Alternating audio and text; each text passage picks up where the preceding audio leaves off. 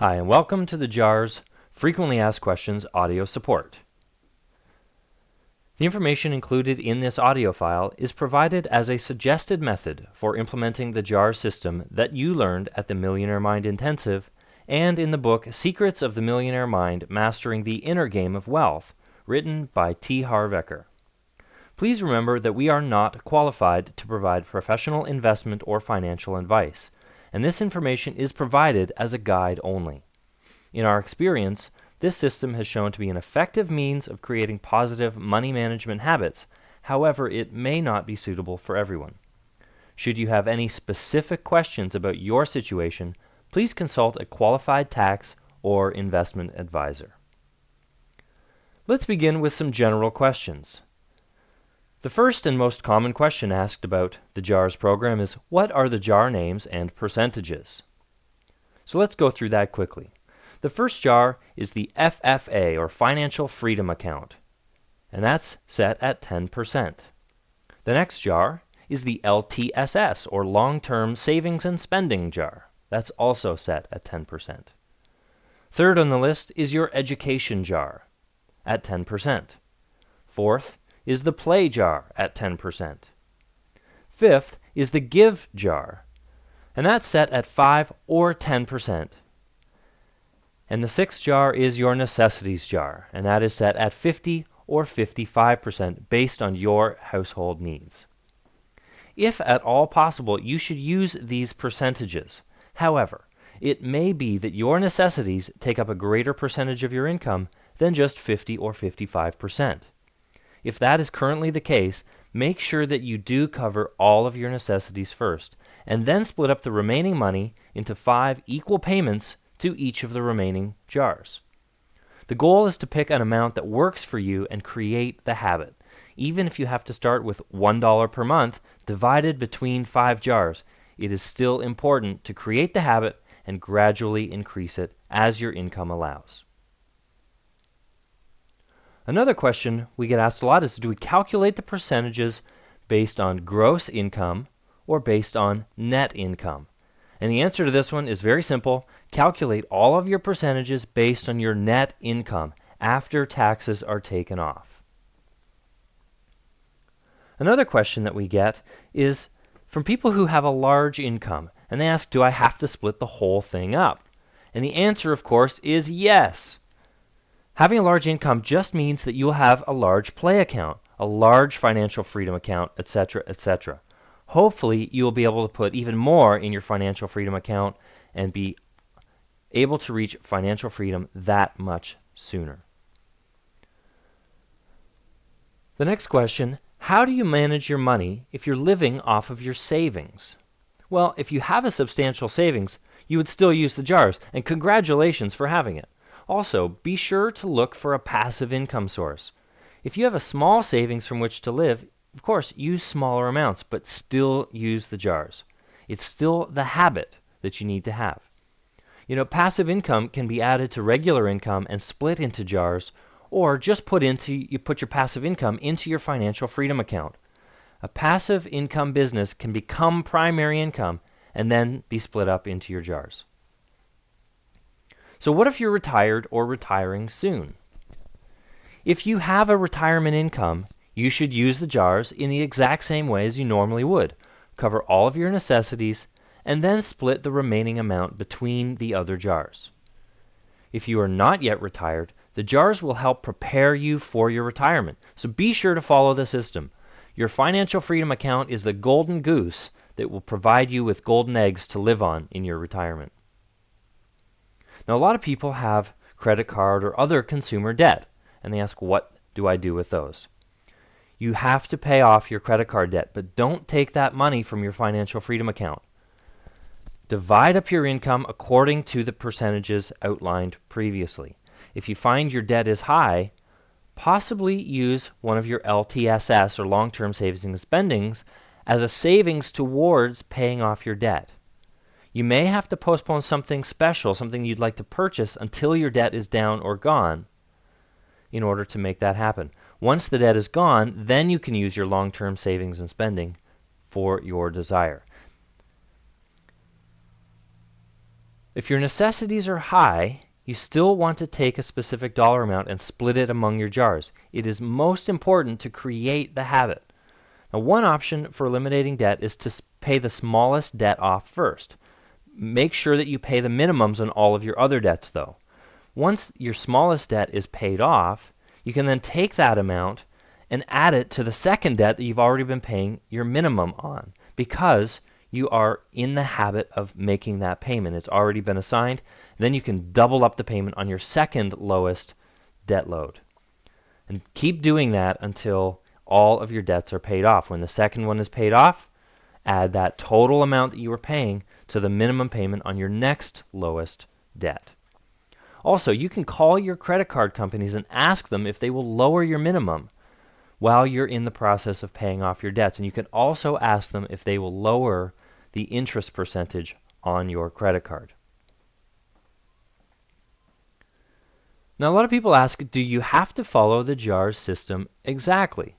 And there's no right or wrong way to use the system. The most important thing is that you use it. If your necessities are more than 50 or 50% of your income, make sure that you pay those debts off first and then split the rest up between the jars equally. In some cases, you may need to start with a small amount. Like I said, you can put in just $1 and split it up between the 5 jars. But start with an amount that you can absolutely count on every single month so that you create the habit and develop your money management muscles. Then you can increase the amount as your financial situation improves. It is a powerful habit that will help you in the long run. Salary people sometimes ask, well, I get paid twice a month, and the first thing I do is pay myself my financial freedom 10%. Then I deposit to my necessities jars and then to the other 4 jars. And they ask, is that the right format? Now listen, Harv believes in paying yourself first, and the 90-Day Wealth and Conditioning book reinforces that. But take care of all of the jars when you get paid.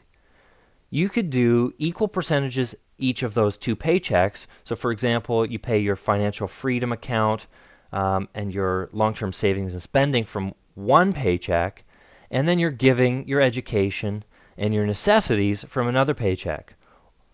Or you could do it in any combination of those, or you could split up each paycheck and put some money into each of your accounts every time you get paid.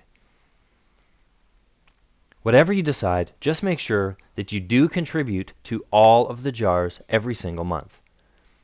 Now, another thing here is internet banking allows you to name each of the accounts as you desire. So you can use the jar names for your online accounts. In many cases, you can also set auto payments, which is another mechanism for taking care of these payments into your savings funds on a habit basis. Some people currently aren't in a great financial situation and they don't have any income. And they ask, well, how do I use the jars? There is no excuse, and let me be very blunt about this, there is no excuse not to use the jar system, whether you use real jars or whether you use bank accounts. You can start with as little as $1 per month.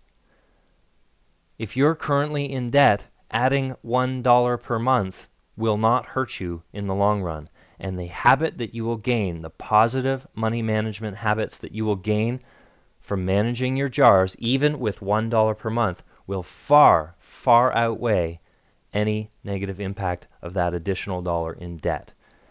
And if you're worried about it, don't have that extra cup of coffee this week. Use that money and put it into your jars instead. Choose a consistent amount and divide that amount up every month.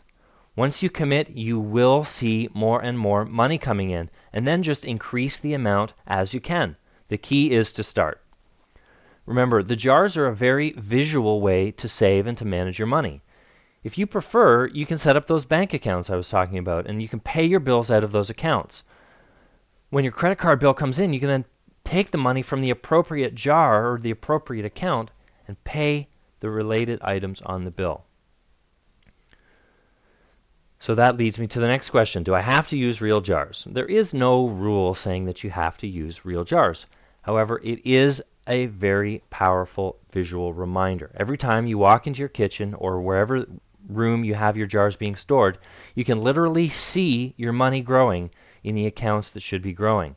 Your financial freedom account, your long-term savings and spending account. It's a great boost of energy and enthusiasm when you see that long-term savings and spending jar getting fatter and fatter every month. You know you're getting closer to the thing that you want to purchase. If you do your banking on the internet, you should be able to create the additional bank accounts and rename them for each of your jar names. But it's still a good idea to take those bank accounts books or bank account statements and put them in physical jars where you can actually see those numbers growing. There are some people out there who have a sporadic income and may go months and months on end without being paid and then get a large sum of money. So for those of you who are in this situation, you actually want to choose an amount that you can use on a consistent basis, which may be just $100 a month, and divide that money up into the jars. And so you have it in holding pattern. And each month you take that $100 or whatever the number is for you and divide it up and put it into the separate jars. That way you continue to maintain the monthly habit. Then, when you get each of your bulk payments, you'll have a large deposit that you can then use and separate into larger amounts and divide up among the jars. Now, remember, when you get that large sum of money, 10% of that large sum of money is the same as 10% of a smaller amount of money more often. So take the 10%, put it in your financial freedom account. Put 10% in your long-term savings, 10 in your give, 10 in your education, 5 to 10 in your give jar actually, and 50 to 55% in your necessities jar. The key is to make sure that all of your necessities are covered during the dry periods so that you're not tempted to take money out of your other jars if you happen to come across some need during one of the dry periods. In a pinch, if you must take from one of your jars, never take from your financial freedom account. You do not want to kill the golden goose. Also, remember to put change, pocket change, in the financial freedom account on a daily basis. Adjust as you go. Keep the habit. Now, one of the things we've heard once or twice is, I've used the jars and now I'm broke. Well, if you're using the jars, you literally cannot be broke. There's money in them. So remember, there's no right or wrong way to use the jars. What works for one person may not work for you. The key is to start with what will work best for you. Be a good judge of what you can live on, and if you must, start with as little as $1 per month and divide that up. It's okay to start small. Commit to an amount that will work for you, and then go for it. Set the habit, keep the habit, and keep your commitment.